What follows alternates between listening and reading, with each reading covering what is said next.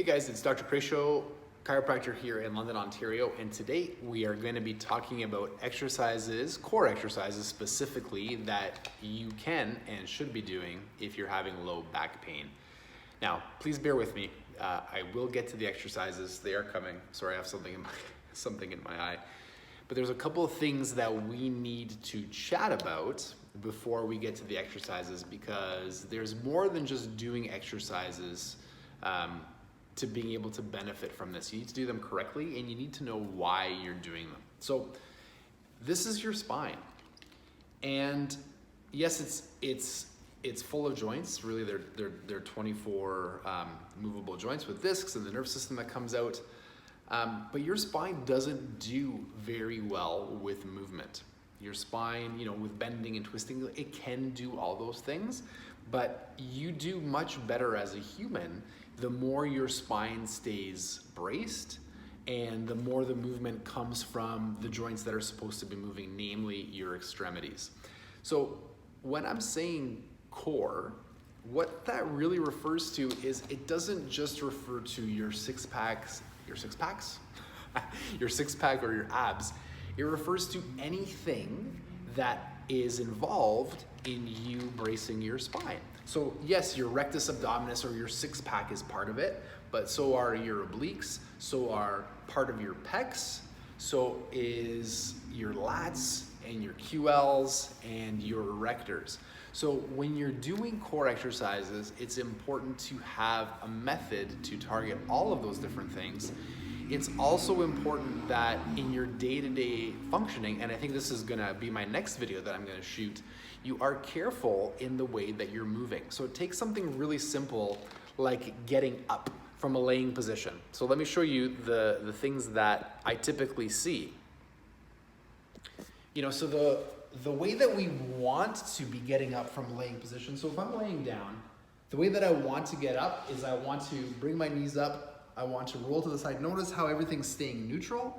And then when I'm on the side, I want to brace my core and I want to make sure that I'm supporting my spine as I'm standing up. But what I see is, I see this hyper flexion or the leg kick in order to get up. And what that does, especially if you have low back or a disc issue, is that hyperflexion in your spine can produce or cause a lot of pain. Another thing that I see a lot of people doing is rotating to bend and pick things up.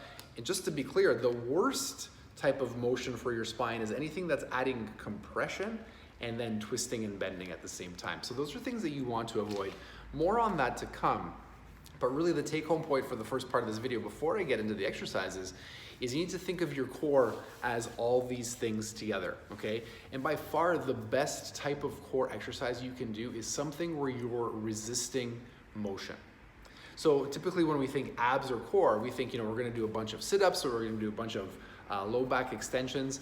There are some benefits to those things, but particularly if you are injured or things are inflamed, you want to add weight or resistance without introducing any motion at your spine. Let me give you 3 examples to do, and these are not the be all and end all for this, but this is a great start. So exercise number 1, and most of these are from Stuart McGill.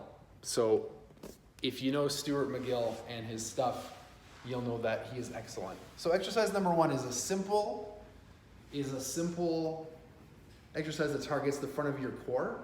You're going to be laying, you can have your legs up or legs straight, whatever's more comfortable. You're gonna interlock your hands and put them behind your back like this. You're gonna take your elbows off the ground, and then all I'm gonna be doing, the reason that my hands are behind my back is it's meant to keep the arch in my lower spine.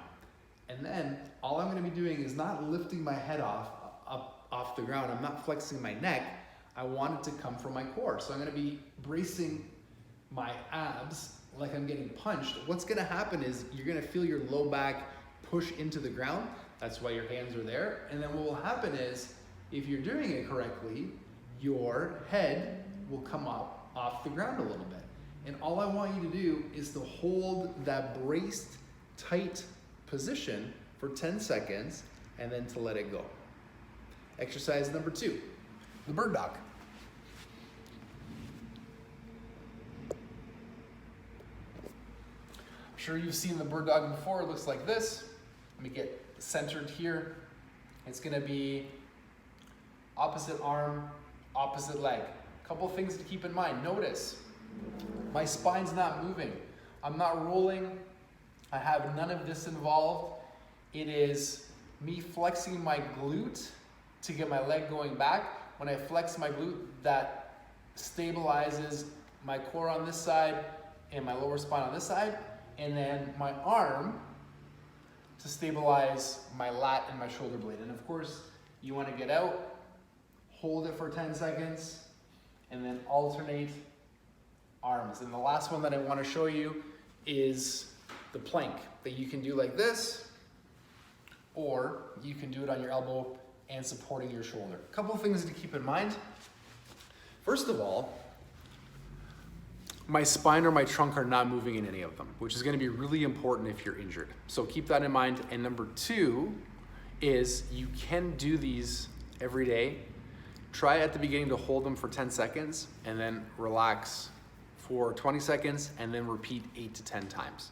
If you have any questions or comments, leave them below. I hope you're having a great day and I hope these are beneficial. We'll talk to you soon.